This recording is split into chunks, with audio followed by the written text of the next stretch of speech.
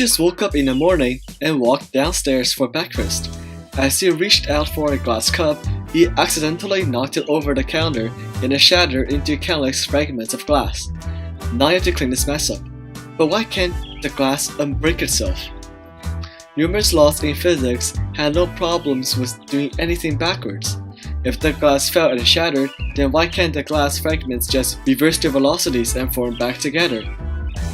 Those physics equations have no problem with time going backwards, so what's stopping the glass? Entropy. Entropy is the second law of thermodynamics, which states that everything moves from low to high entropy. In other words, things tend to move from low to high disorder. Let's take ice for example. If you put it on your kitchen counter, it will melt and become water. Ice is a solid, which means that its molecules are packed closely together and vibrates in place. It has low disorder since the molecules are quote-unquote more organized. Water is a liquid, which means that its molecules will slide from here and there and therefore more chaotic than a solid. This has a higher disorder since the molecules are always moving.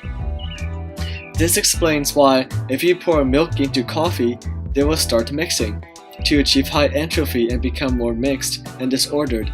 If you leave the milk coffee by itself, the milk and coffee will never unmix themselves.